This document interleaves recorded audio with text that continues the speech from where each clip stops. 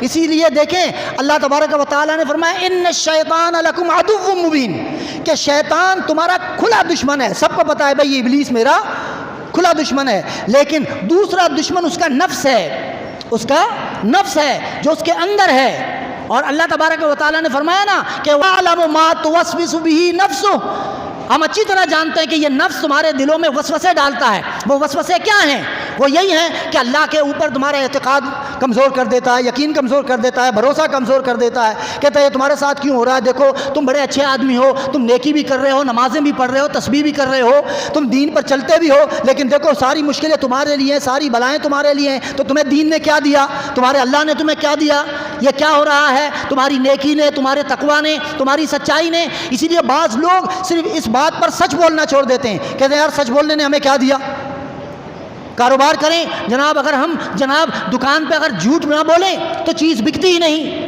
یعنی ہم نے خود سے، یہ سب نفس کے وسوسے ہیں، سب نفس کے وسوسے ہیں۔ وہ کہتا ہے کہ دیکھو اگر تم سچ بولو گے، دو چار گاہک جب پلٹ کر چلے جاتے ہیں تو دکاندار یہی کہتا ہے نا، یار دیکھو میں نے اس سے سچ بولا، کپڑا دکھایا ہے، جوتا دکھایا، جیولری دکھائی، امپورٹڈ ہے، یہ امپورٹڈ ہے بھائی، یہ باہر کا ہے، تو لوگ گاہک فوراً لے لیتا ہے۔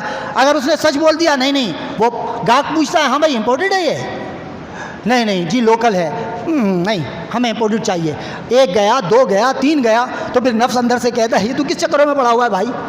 کاروبار میں تو چلتا ہے، تیرا ضمیر تو مطمئن ہے نا، تو تو سچ بول رہا ہے نا، تیرا ضمیر تو مطمئن ہے، تو تو زبان سے کہہ رہا ہے، دل تیرا مطمئن ہونا چاہیے۔ تو وہ کہتا ہے ہاں یار اب دیکھا آپ نے یہ کتنا بڑا داؤ ہے، یہ کتنا بڑا داؤ ہے۔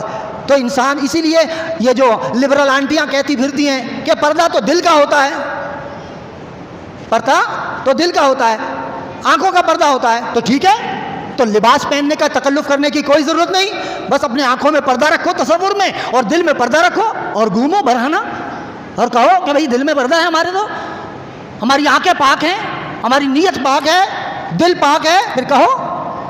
یہ نفس کے بہت بڑے داؤ ہیں۔ آپ یقین کریں آپ کو یہ بھی پتہ نہیں چلتا، یہ نفس اتنی جلدی سے وسوسہ ڈالتا ہے۔ بعض لوگ یہ کہتے ہیں یہ دیکھو دل میں خیال آتا ہے، حالانکہ ظاہراً یہ فیل نہیں ہوتا کوئی بری بات ہے دل میں۔ آپ دل میں یہ خیال آیا ہاں ہاں آج یار نماز میں بڑا سرور آیا، بڑا سرور آیا یار آج ہے نا نماز، تو اس کا مطلب ہے بس اب جو ہے نا میں صحیح ٹریک پر آ گیا ہوں، اب اللہ کی نظر مجھ پر ہو گئی ہے، اب میرا کوئی نہ کوئی مقام ہے، بس داؤ چل گیا اس کا۔ یہ ہے نفس۔ تو نفس جو ہے اسی لیے کہا فَأَلْهَمَهَا فُجُورَهَا وَتَقْوَاهَا، یہ تمہیں فجور کا الہام بھی کرتا ہے، تمہیں گناہ کی طرف بلاتا ہے، تمہیں فسق و فجور کی طرف بلاتا ہے، تمہیں اللہ سے دور کرتا ہے۔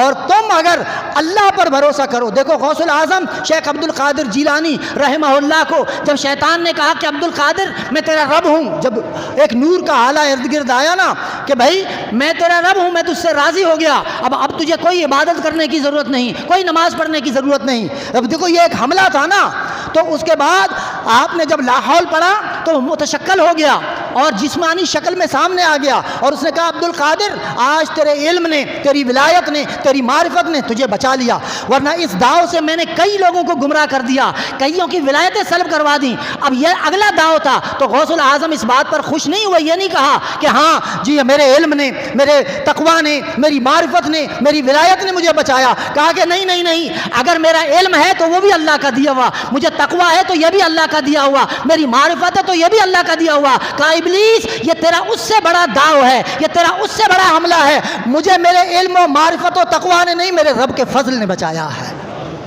تو انسان نفس کے ان وسوسوں میں نہ آئے، یہ سوچے نہیں، اور یہ دل میں نہ سوچے کہ جی میں کسی مقام کا حامل ہو گیا ہوں، یہ سب سے بڑا داؤ ہوتا ہے۔ اسی لیے ریاکاری کو شرک خفی قرار دیا گیا، کیوں کہ اس نے اپنے نفس کو اللہ سبحانہ و تعالیٰ کا شریک بنا دیا، کہ نفس اس بات سے راضی ہوا تو اس نے اپنے نفس کو خوش کر دیا۔ اب آپ غور فرمائیں۔